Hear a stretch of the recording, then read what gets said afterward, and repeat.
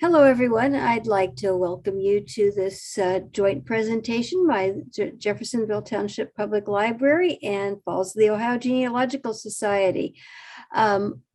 We have with us tonight Allison. Allison Fredrickson is our technology manager here, but she's also our former genealogy librarian and a former president of the SIGS, the Southern Indiana Genealogical Society. And she's going to be presenting a variety of different objects that you can make to give as gifts that might make genealogy a little bit more appealing to your family members, or have a genealogical theme. So with no further ado, I will ask you to please mute if you have not already to avoid any interference, and I'll be turning the program over to Allison. You can ask questions in chat and we'll address them at the end. All right, well, thank you very much, Diane. I'm going to get started sharing my screen here. Maybe I will. From the beginning, there we go. And let me actually share. All right, so can let me know if with the thumbs up or in chat, if you can see my screen, if you can see the PowerPoint. Okay, Eden is giving me a thumbs up, so at least we've got one.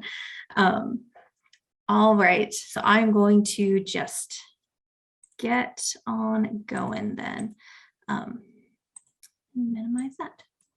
So like Diane said, I'm going to be talking about some different gift ideas for things that you can give to your family that have a sort of family history bent that you can create in our new Makerspace here at the Jeffersonville Library.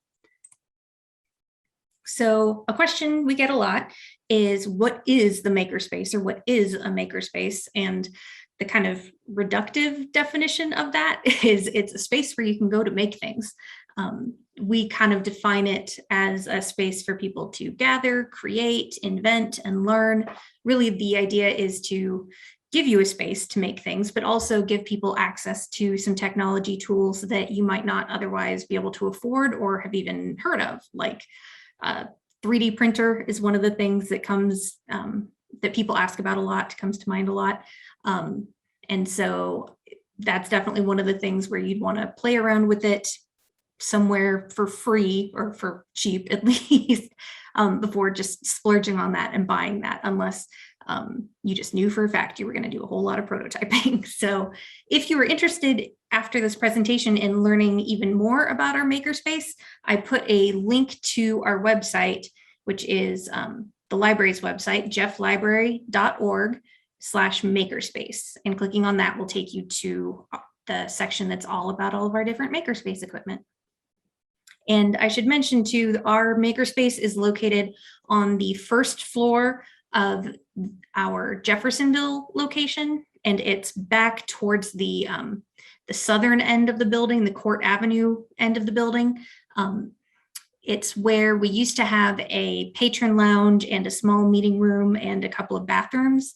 So we did a lot of renovations a couple of years ago, and so now our Makerspace is there. So the next question is, that sounds really cool, how can I use it?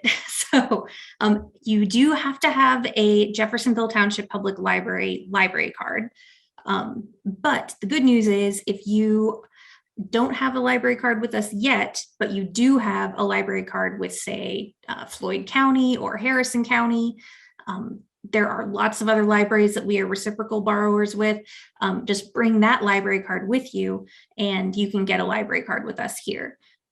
The only place we really don't have a good reciprocal agreement with, free reciprocal agreement with, is if you are in Louisville, or just outside of Indiana in general, then you would have to pay to get a non-resident borrower's card. And that's an annual fee of $35, I believe. So it's definitely an option, but I just wanted to throw it out there that it is free for pretty much everybody. There are a couple of pieces of equipment that do require you to get some certification before you can use it. So those three pieces are the 3D printer, the GLOWFORGE laser cutter and engraver, and the vinyl printer. And I'm going to go over two of those here in a little bit more depth in just a minute. I'm not really going to cover the 3D printer all that much because I couldn't really think of a lot of really good ideas to make with that for gifts. You could make some little knick-knacky things, but I thought some of the other equipment was a little bit more interesting. Next slide, there we go. Okay, so I recorded a short-ish video tour of our Makerspace. And so what I'm going to do is actually minimize this slideshow here, if I can. Whoopsie daisy. And play the video full screen, possibly. Well, sorry, I'm on two screens and it keeps wanting to jump to the other one. So this does have audio on it. So let me know in the chat if you are having any kind of problems seeing or hearing any of that. Welcome to the Tom and Mary Frances Cutter Makerspace, located on the first floor of the Jeffersonville Library in the Jeffersonville Township Public Library. We are at the area that used to be the library's main entrance back before we renovated. See, those doors are now emergency exit only. So I am going to do a hopefully slow walking tour of what the library Makerspace actually looks like. So apologies again, I'm walking and I don't have a steady cam. So the first area we come to over here on our right is our 3D printer. This is one of the three areas in the Makerspace that you have to have a certification class before you can use. And once you are certified, you can use it for up to 4 hours per day, and you can create all kinds of fun stuff. And we do charge for materials. We don't charge for the actual machine use itself, but you do need to use our materials, and for that we charge 10 cents a gram. So we just take your little item that you made and weigh it, and that's how we calculate that. The next station is the GLOWFORGE laser cutter and engraver. This machine can do a whole lot of really cool things, but as you can see, it's fairly shallow. So the material size you can use for this is about 20 inches wide by 12 inches tall by 2 inches deep maximum. And this is another one that you have to have a training class before you can use. But here are some example projects that people have made. Plywood is a very common material. You can see you can engrave photos and make coasters and all kinds of fun things. On the other side of the Makerspace, as you walk in, there are two stations that have a bunch of different equipment. This first station here is the photo station. So we have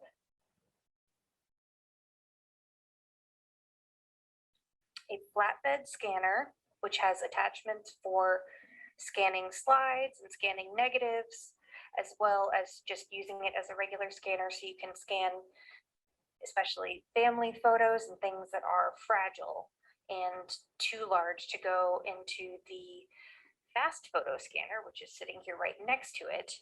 That can scan snapshots in just seconds. It is super quick. So, and it can also scan front and back. So if you are one of those excellent people who, when you were printing out pictures, actually wrote on the back who was in each photo or when and where they were taken, this is really handy because you can scan all of that. The computer that's attached to those pieces of equipment has Adobe Photoshop Elements on it, as well as the scanning software for all of the scanners that are attached. Right next to that, we also have a photo printer. which you can either bring your own paper or you can use ours. But either way, there is a fee because we have to charge for the ink, which is fairly expensive.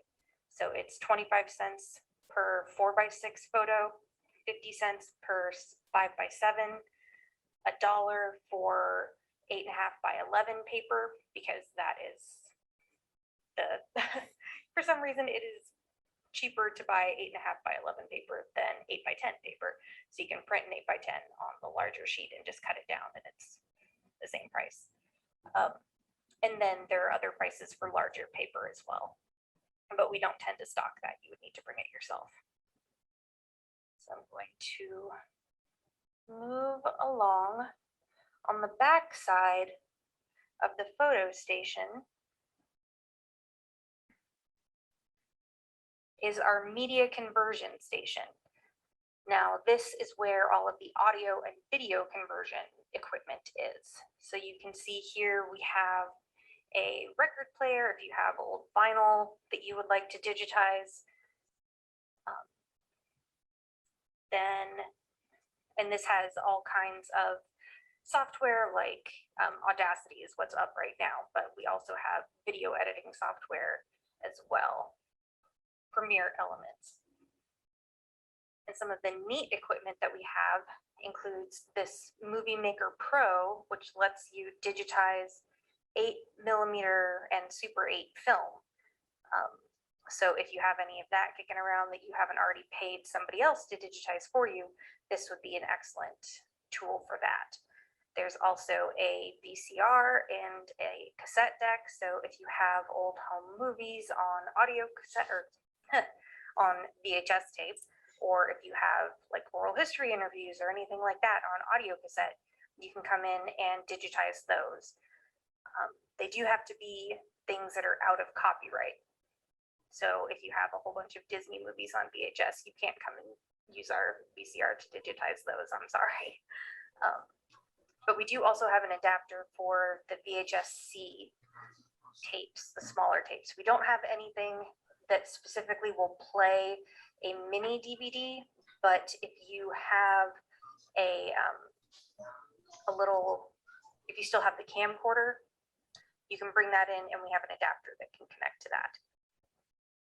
So continuing from the right, here are a lot of our what we call arts and crafts equipment. So we have 3 different sizes of button makers.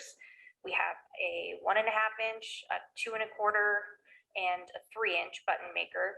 The 2 smaller sizes are 10 cents a button, and the larger size is 15 cents a button. And you just need to bring your artwork printed out on a piece of paper, and then the price includes all of the other accessories that you need, all the other materials that you need rather, to actually make a button, the pin back and the mylar and all that stuff. And especially handy, we also have circle cutters for each button maker size that we have. So you don't have to manually sit and try to cut your design out in a circle. We've got stuff for you. In this same area, we also have the AccuCut die cutter, which uses the dies that are over here on this bookshelf. And so you just bring in your own paper and use a die and run it through this AccuCut machine, and there's no charge for that. So this is especially handy if you are a teacher or somebody who decorates bulletin boards, anything like that. These are super handy. And I'm going to try and do this slowly. Going back over to the side here, I have taped up a list of all the different dies that we have along with the little picture. So you can see we've got an alphabet, we've got bookmarks, we've got Christmas, fall, all kinds of fun things. So continuing, over here next to the GLOWFORGE, we have a Mac computer, which right now is apparently went back to sleep. So it has a lot of the Mac specific software, including Final Cut Pro, which if you are interested in doing video editing, that's a really awesome software. But we also have it here just so if you are someone who's more familiar with using a Mac or more comfortable using a Mac, that's there for you. This is a little Halloween decoration that Stuart made in the GLOWFORGE and painted. It looks pretty cool. Next to that, we have a computer that we primarily use with the GLOWFORGE. So you can see it's got the GLOWFORGE UI up right now. And all of these computers in here have Corel Draw on them, and that is a vector editing software that is useful, especially when you're working with anything with the laser or the vinyl cutter or Cricut, that kind of thing. This computer next to it is attached to our vinyl printer, which is the third piece of equipment that you need to actually take a certification class on. So this will print and cut vinyl. So you can use it to make stickers, you can use it to make banners, all different kinds of stuff. You just have to take the 1 hour class. And this, you can't bring your own material. You do have to use our material. We have several different thicknesses of adhesive vinyl, as well as some matte banner material. And all of that is just $2 per linear foot. And it can print up to, it can take material that's up to 30 inches wide. It can't quite print that much. And so just something to keep in mind. Then we've got a little storage cabinet over here that has some of our Cricut accessories, and there's my finger, sorry about that. Here's some of the different materials we have for the vinyl printer. Sorry, I'm trying very hard not to shake. So over here on the right, we've got an example, a banner that's kind of draped over the end of the table there. And then we have a Cricut Maker. Now this is the original Cricut Maker. It's not the new Maker 3 that just came out. But this is a cutting machine, and we also have some pens and a lot of different accessories for it. But with this, it's free to use. You just have to bring your own material. And here's a computer that's attached to that has the Cricut design space on it. And then further down here, I realized I didn't take the tripod down. We've got a laminator, a cold laminator. So there's no heat involved. It's super quick. That's 10 cents an inch to have something laminated here, just because since it is not thermal, the laminate material is just a lot more expensive for it. But it's handy, especially if you've got little card-shaped things that you need to laminate. And then we have a paper cutter here.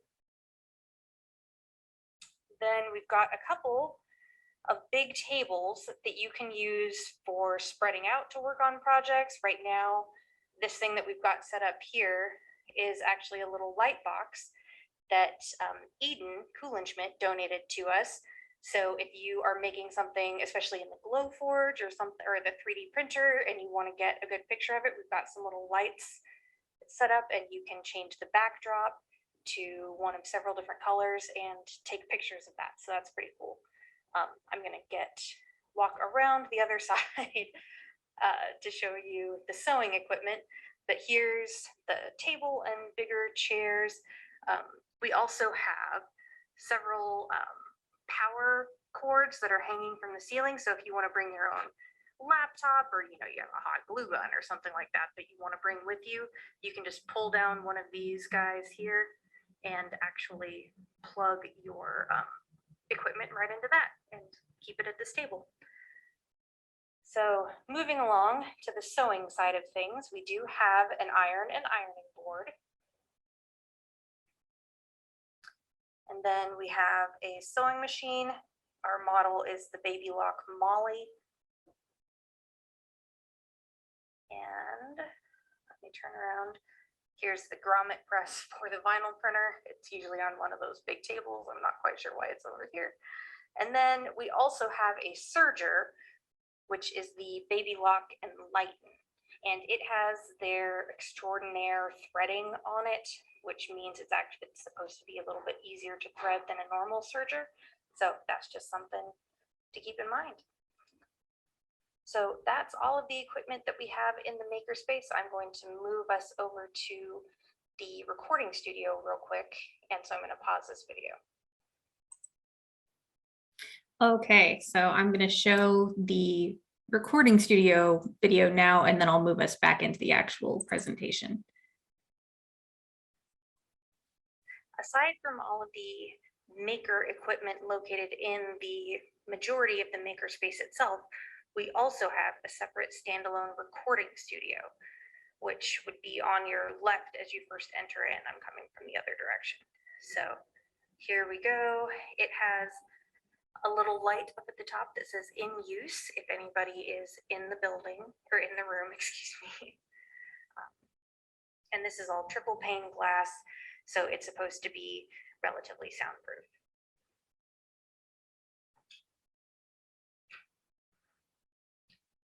So here is the recording studio. We have an Apple computer, which has Logic Pro X, as well as GarageBand and Audacity, a lot of good audio editing and recording software. It also has a mixer and some monitors for if you're doing just editing and want to hear it played back. We have several different kinds of microphones. The one that is hooked up right now is actually a USB microphone, but we do have other types, the standard, I don't remember what they're called, the kinds that plug in here. In addition to that, we also have an electric piano that can connect to the audio recording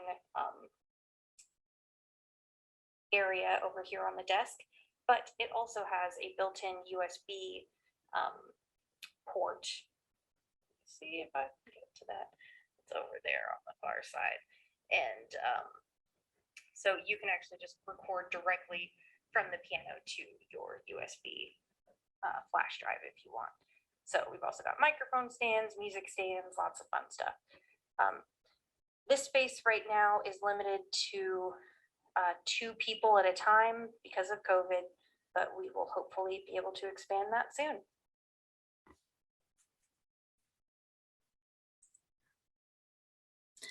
All right, so that is basically all of the different areas that we have in our makerspace. So I'm going to go over some of it and just kind of reiterate some things and show you some examples of some projects that you can make with it, with each of the different pieces of equipment.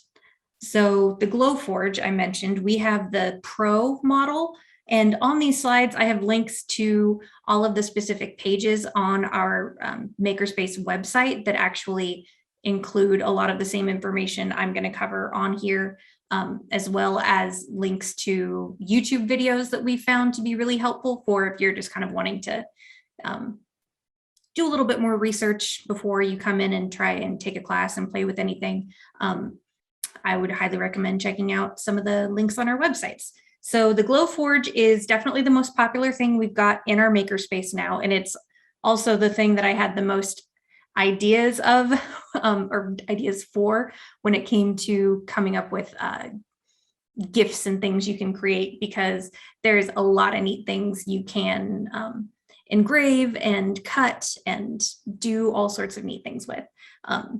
Like I mentioned in the video, you do have to take a class in order to use the GLOWFORGE. You get it for 2 hours a day.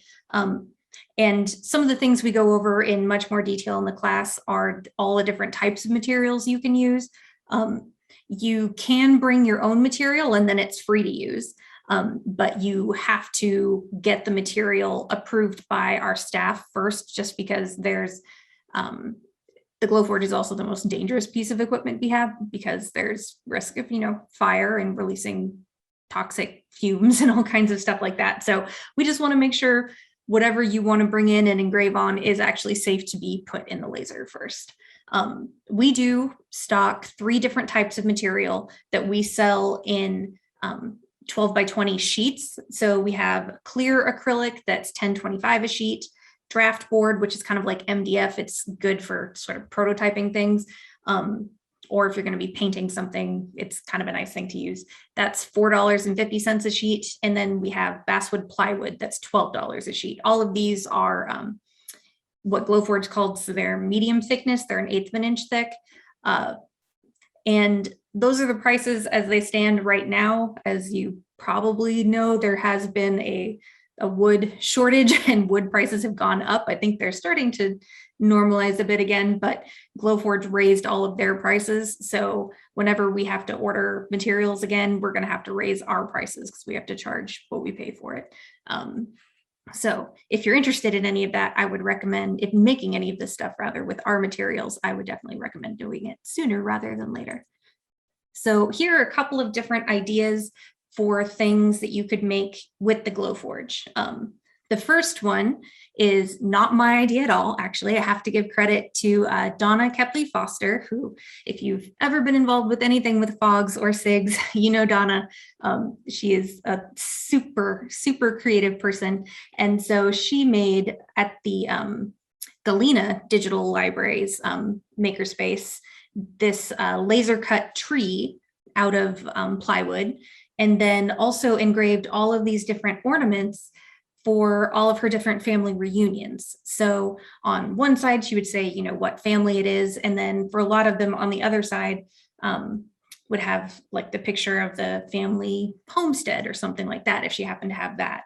And some, like there's her ornaments that she made from her high school reunion. So picture of Providence on one side and then the year on the other. So just so many cool things. You could even, if you weren't going to have a reunion, you could still cut out the tree and then make different ornaments with, you know, like mom, dad, brother, sister, etc., and have it be literally a family tree with hanging ornaments.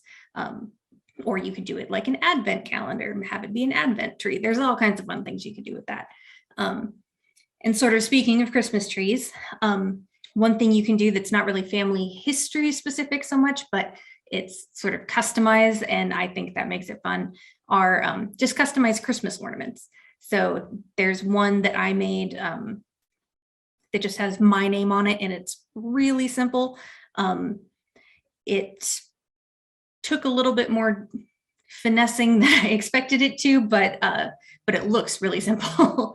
And so for the past couple of years since we opened the Makerspace, I have been making my family and some of my coworkers all personalized Christmas ornaments every year. So it's a nice and relatively easy way to make something, and also to kind of get people interested in the Makerspace and maybe also family history.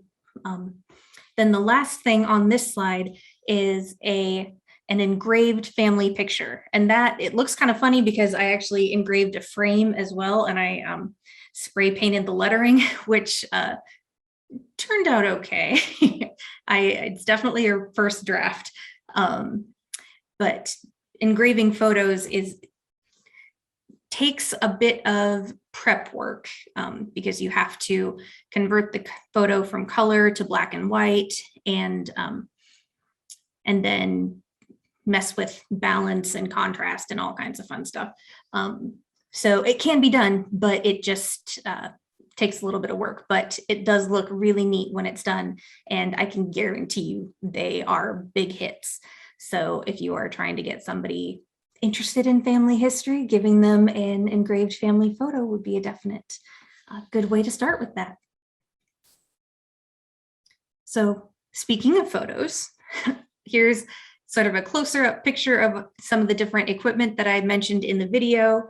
The flatbed scanner, which has the slide scanner attachments, the fast photo scanner, which can scan stacks of pictures, and I didn't write down the maximum size that it can do. It can't do super huge ones. I'm not sure if it actually can do 8x10s, but if you have, you know, photo albums full of old, you know, like 4x6 pictures, 5x7 pictures, whatever little pictures, then coming in and just scanning through a stack of those in a minute or two would make really excellent gifts to be able to share all those pictures with other people.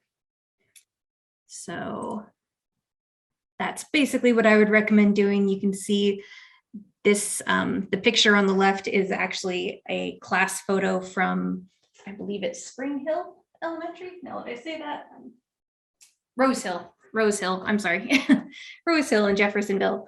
And so you can scan those kinds of pictures and actually give people digital copies. You can also print out Born Digital photos. That's the one that's down in the at the bottom there.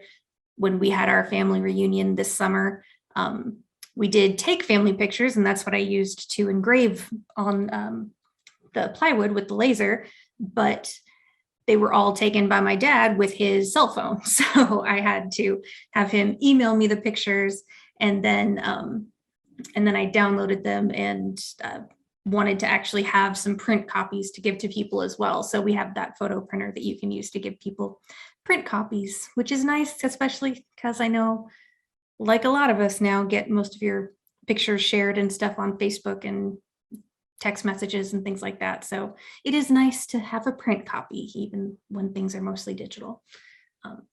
And then digitizing slides, like I was talking about, is another good idea. So especially if you have slides from like an old family vacation or something like that, that would be especially meaningful.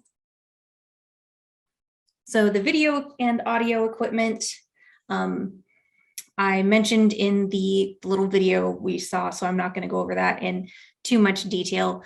Basically, what I would recommend if you have any old family movies, either on the 8mm Super 8 film, or if you have them on VHS, is definitely come in and digitize those. And you can either save them to a DVD and give that out to people, or you can save it as an actual digital file and give it to people on like flash drives or something like that. Because that definitely, I've done that with a couple of our family movies, and it's been great to be able to share that and watch that with family and be like, oh, I remember that camping trip and things like that. So it's for sure a really neat gift idea. So for the home movies, this is an example. It's an 8mm film, so there's no audio, and I was doing it quickly as an example. So this is not the best contrast and stuff like that, but just to kind of show you what it can look like when you digitize that 8mm film. This is another film that Donna Foster loaned us. So I'm pretty sure it's in Hawaii.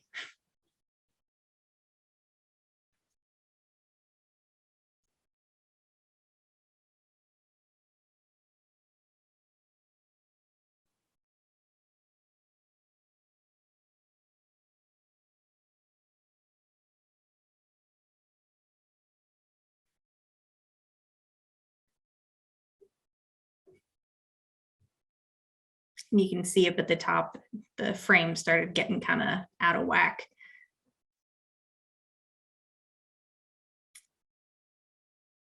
But that's the kind of fun stuff you can do. And I know a lot of people, when we were stuck inside for the quarantine and stuff like that, ended up cleaning out a lot of things, cleaning out basements and attics and all that. So you may have just found a whole treasure trove of things that you can digitize. So come to the Makerspace and do that. Something that I think would make fun stocking stuffers more than, I mean, you could also just do it as a regular gift too, but I think stocking stuffers, this would be fun, is buttons as well as keychains and magnets. We just ordered some kits to make keychains and magnets, but only for the smallest size of button maker that we carry, the 1.5 inch. So if you have like small family photos or something like that, it would be really fun to make magnets or keychains with those. The keychains are 25 cents a piece and the magnets are 20 cents a piece. And then I already covered all the button prices. But here on the next slide, you can see there's an example of a family photo that's just my immediate family and my grandpa. And I made that into a magnet and a keychain as well. So I'm thinking I'm going to give everybody one of those. I would double check before doing magnets and putting them in stockings, just in case anybody is getting any kind of gift cards or stuff like that. I wouldn't want to accidentally demagnetize things. I don't know if that works with gift cards like it does with credit cards, but keychains might be the safer option. And then a thought I had, not necessarily as a Christmas gift, but just for a family reunion, is making everybody little personalized name buttons, especially if it's a large family reunion and not everybody knows who everyone is or how they're related. So I made an example button for myself saying my name and I'm Judd and Leah's daughter. And then I also made some blank ones so that you could just take a Sharpie, and if somebody didn't RSVP to the reunion, you could still make them a button, but they would just have to write their own name on it instead. So just some ideas that are family history related for that. Then we have the sewing machine and the serger. I mentioned those are both baby lock models, and I've only ever worked with this serger, and it doesn't seem like it's super difficult to thread. I definitely have to look it up every time I do it because I don't do it very often, but I have been told it is much easier to thread than some other sergers, excuse me, in the past. But I will also say that I am not an expert on either of these pieces of equipment yet. So you're welcome to come in and use them, but we won't be able to give you a ton of hands-on tutorial with them because we're still kind of learning them as well. They haven't gotten as much use as the rest of the equipment, but I'm hoping that maybe in the new year, we will be able to start doing some sort of sewing classes, or at least one-on-one tutorial kind of things. We don't have anything definite set up though yet. That's just sort of what we'd like to do. So as far as specific ideas for that, obviously there's lots of things you can sew. Diane actually had some good suggestions for quilts that you can make, either quilts from old shirts. So that's kind of, you know, a family keepsake sort of thing, or you can make a quilt to commemorate a specific event. Like she has one that's a Beatles themed from a Beatles concert, that kind of thing. So you could do some sort of fun thing like that. And that definitely would be a neat gift. I know people have made family history quilts too that are specifically have like pedigree charts and stuff sewn in. And that would be amazing, but I don't have an example of that one. So the last piece of equipment I'm going to go over is the vinyl printer. I mentioned this in the video. We have several different types of material, all of which is $2 per linear foot, and we just round up to the nearest foot. We do have a static cling material I didn't mention in the video, but excuse me, it is white based, not clear, so you wouldn't be able to see through it. So it's kind of nice if you're going to stick it on a mirror or something where you're not concerned or you're not as interested in being able to see both sides of it. But it's not the most exciting thing. Definitely banners and the adhesive vinyl are the things that people tend to be most interested in.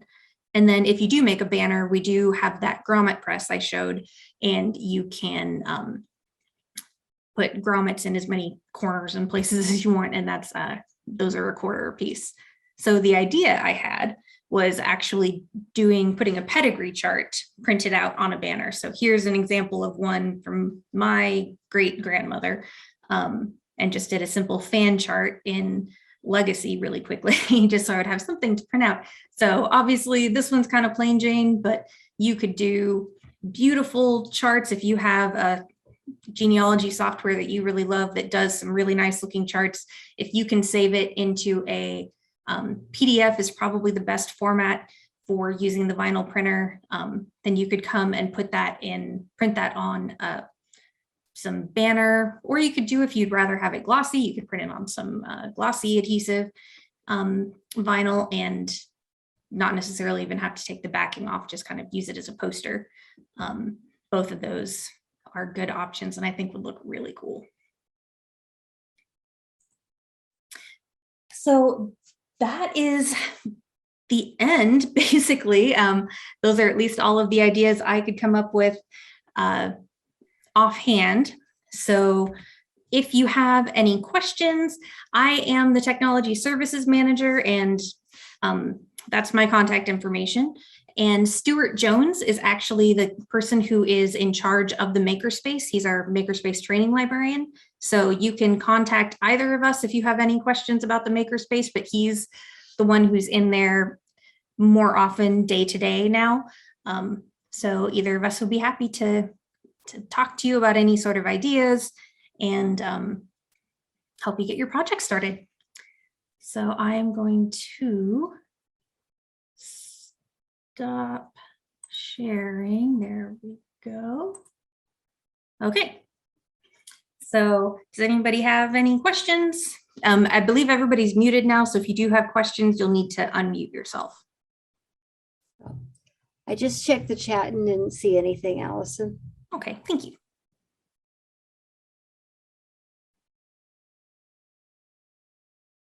Hey, my sister's been using the 3D printer at her library to make the little shields that represent each of the areas of Germany our ancestors are from as Ooh, charms for her that is charm bracelet cool. collection. So it takes some time and effort, but See, and I they're not big. know the 3D design side of things. That's Yeah. partly why I don't do much with it. There are some websites where you can find some fun pre-made designs. Like Yeah. if you really want to make something on the 3D printer for somebody in your life and they like Pokemon, you can make a little Charmander. Oh my goodness. Or Pikachu. They have lots of the first gen Pokemon there. Yeah. Or I make some of these also just to have sitting out around the makerspace. So if somebody comes in and they have kids and the kids are like, oh, Right. look at this. I've also got a fun little dinosaur that bends and flex. Oh, So that's fun. it'd be a fun Yeah. stocking stuffer. Nothing to do with family history, but they're fun. A fun stocking stuffer. I don't know, maybe related to dinosaurs somewhere. One thing I wanted to point out about buttons and the magnets and things like that is that it is a trial and error process. My first attempt, I cut off some people's heads. And then my second attempt, I got the folks in the center really good, but then I cut my mom and I off on the sides. So even though on our website we have templates for some of these things, it's still going to be trial and error as far as the kinds of things you can make. But when they do work out, they work out pretty cool.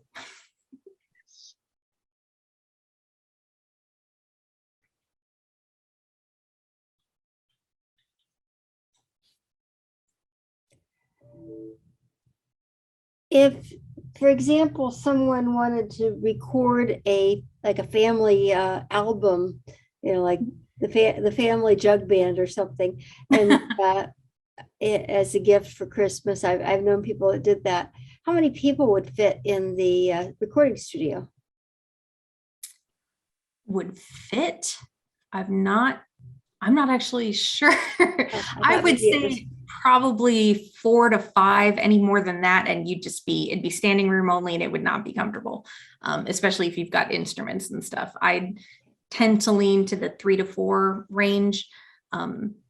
Right now we are restricting it just to 2 people, unless you're in the same household. And then, if you've got your whole family there, then you can do that. But we may be starting to loosen that up soon, hopefully. Fingers crossed. And that is a good point. Actually, my aunt for several years, recorded a CD of her singing different Christmas songs and gave that to everybody as their Christmas gift. And that is lovely. It's one of my favorite Christmas CDs. So.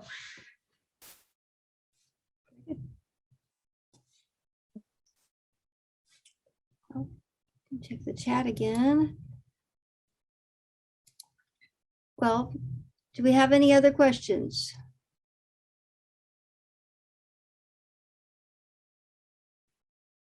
Okay. Well, thank you all for coming and joining us tonight. And this will be available as a recording. We'll be sharing it with Fogs, and we'll be putting it on our YouTube site for the library, Jeffersonville Township Public Library. And if you want to catch it again, or somebody who might be interested in making some of these items, please feel free to view that. And I hope you all have a good night. And drive safely in this crazy traffic. Yeah, good luck. All right, good night. Thank you, everybody.